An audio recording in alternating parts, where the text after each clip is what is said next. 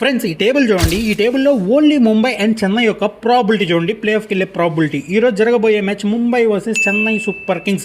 ఐపీఎల్లోని el clasico మ్యాచ్లో ఏ team అయితే ఓడిపోతుందో ఆ టీంకి ప్లే ఆఫ్కి వెళ్ళే ఛాన్సెస్ లెస్ దాన్ 10% అయితే ఉండబోతుంది. అంటే నెక్స్ట్ జరగబోయే 7 మ్యాచ్ల్లో ఆ టీము ఖచ్చితంగా 6 మ్యాచ్లు గెలవాలి ఈ రోజు కనుక ఓడిపోతే. ఈ రోజు ఈ మ్యాచ్ ఎవరు గెలుస్తారంటే ఖచ్చితంగా ముంబై ఇండియన్స్ వాళ్ళకి చాలా వరకు ఎడ్జ్ అయితే ఉంది. మీరు కనుక చెన్నై సూపర్ కింగ్స్ చూసుకోండి. చెన్నై సూపర్ కింగ్స్ గెలిచిన 2 మ్యాచ్లు కూడా సంజు శాంసంగ్ బాగా ఆడాడు, ఆయుష్ మాత్ర బాగా ఆడాడు. కానీ ప్రజెంట్ చెన్నై సూపర్ కింగ్స్ లో ఆయుష్ మాత్ర లేడు, ఇంజురీ వల్ల రూల్డ్ అవుట్ అయ్యాడు. సో ప్రెజర్ మొత్తం సంజు శాంసంగ్ మీద ఉంది. అలానే గైక్వాడ్ కూడా మంచిగా ఆడాలి. సర్ఫరాజ్ ఖాన్ ఆడుతున్నాడు కానీ క్రూషియల్ టైంలో అవుట్ అయిపోతున్నాడు. శివన్ డుబే నుంచి కూడా రన్స్ రావాలి. చెన్నై సూపర్ కింగ్స్ ఈ రోజు మ్యాచ్ గెలవాలంటే మీరు రివైండ్ చేసుకోండి ఆర్సీబీ వర్సెస్ ముంబై మ్యాచ్ ని.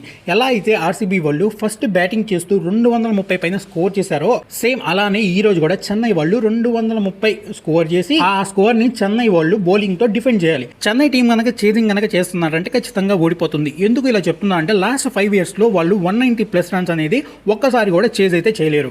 ఇప్పుడు ముంబై టీంని తీసుకుంటే ఫామ్ లో లేని తిలక్ వర్మ ఫామ్ లోకి వచ్చాడు, వికెట్లు తీని బుమ్రా వికెట్లు తీస్తున్నాడు. ముంబై వాళ్ళకి చాలా చాలా ప్లస్ పాయింట్. అంతేకాకుండా శాంట్నర్ కూడా మంచిగా బౌలింగ్ అయితే చేశాడు గుజరాత్ తరపున. మనందరం చూసాం కదా, మనందరం తెలుసు చెన్నై టీంలో చాలా మంది ప్లేయర్స్ కి ఇంజురీ అయింది, చాలా మంది రూల్డ్ అవుట్ అయ్యారు, కొంతమంది కొత్త ప్లేయర్స్ అనే వాళ్ళు వచ్చారు, వాళ్ళు అయితే పర్ఫామ్ అయితే చేయట్లేదు. ఈ రోజు మ్యాచ్ లో 90% ముంబై ఇండియన్స్ గెలవడానికి ఛాన్సెస్ అయితే ఉన్నాయి. ఈ రోజు ఈ 2 టీంల్లో ఏ టీం గెలుస్తుంది అనుకుంటున్నారు మీరైతే కామెంట్ చేయండి, నేను తెలుసుకుంటాను.